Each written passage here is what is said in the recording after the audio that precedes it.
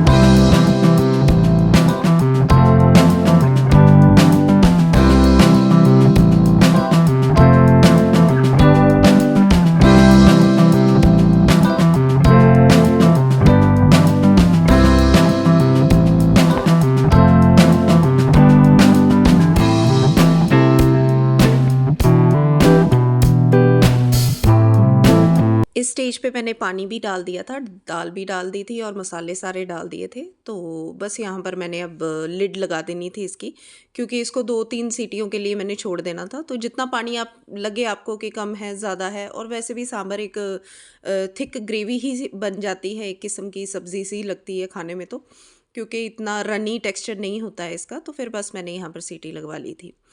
तो फिर दूसरी तरफ मैंने अपनी करनी थी इडली की तैयारी, तो मेरी पिछली सूजी का पैकेट भी पड़ा था, तो मैंने ड्रम में से निकाला, तो फिर मैंने पहले सोचा उसको यूज़ कर लेती हूँ।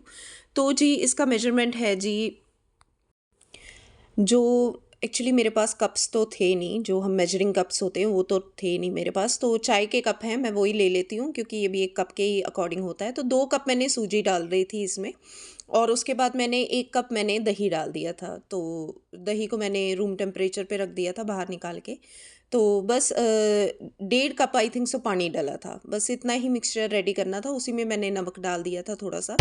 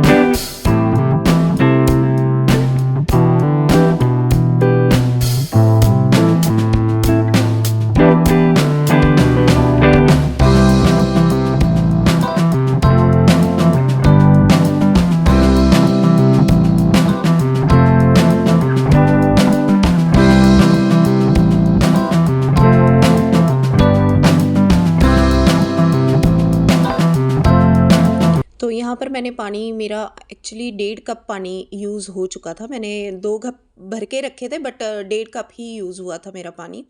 तो फिर बस इसमें मैंने अच्छा सा एक घोल बना लिया, ज़्यादा थिक भी नहीं करना है और ज़्यादा रनी भी नहीं करना है। तो एक टेक्सचर सा मैंने रेडी कर लिया था, और इसको अभी मैं 10 मिनट के लिए या 5 मिनट के लिए एक साइड पे रेस्ट करने के लिए छोड़ दूँगी, ताकि सूजी अपना जो फूलना होगा वो फूल जाएगी। तो यहाँ पर मेरा सूजी का मैंने अपना जो साँचा वग़ैरह कह देते हैं हम लोग, वो भी मैंने निकाल के एक साइड पे रख दिया था। तो क्योंकि इसको ग्रीसिंग भी करनी है मैंने।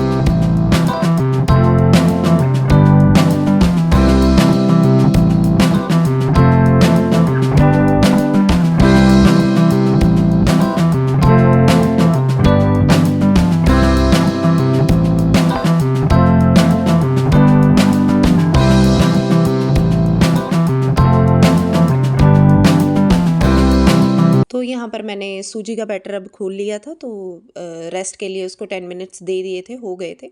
तो एक पाउच मैंने इनो का डाल दिया, ताकि जो सूजी वगैरह अपने में पफ होनी होगी, तो वो इसी के कारण वो एक रेजिंग एजेंट का काम करेगी।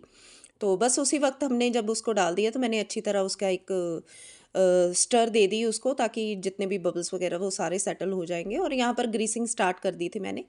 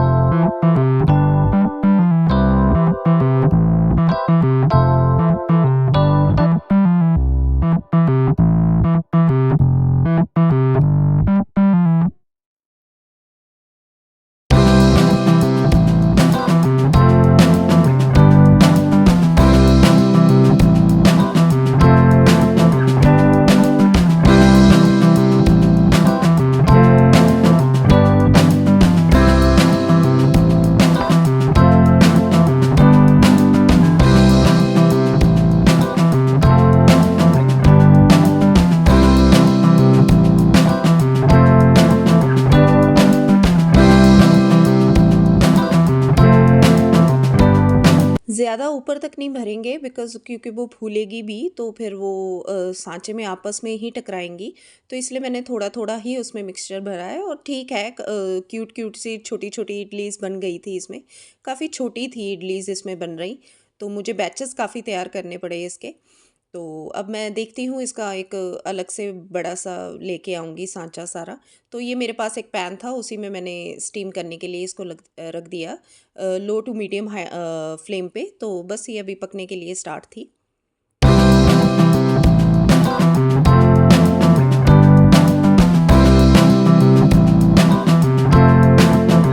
बीच में मैंने चेक की थी बट हुई नहीं थी बिकॉज़ नाइफ़ पे लग रही थी थोड़ी-थोड़ी।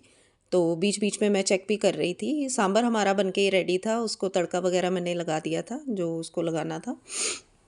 तो यहाँ पर अब मैंने टूथपिक से पिकिंग की थी तो वो हो चुकी थी। पहले मैं बेयर हैंडली उठाने लगी तो मेरा एकदम से हाथ गरम था वो तो जल गया। तो फिर मैं बाद में एक कपड़े की मदद से उठाने लगी बिकॉज़ मेरे पास वो प्लकर या वो नहीं है उठाने के लिए।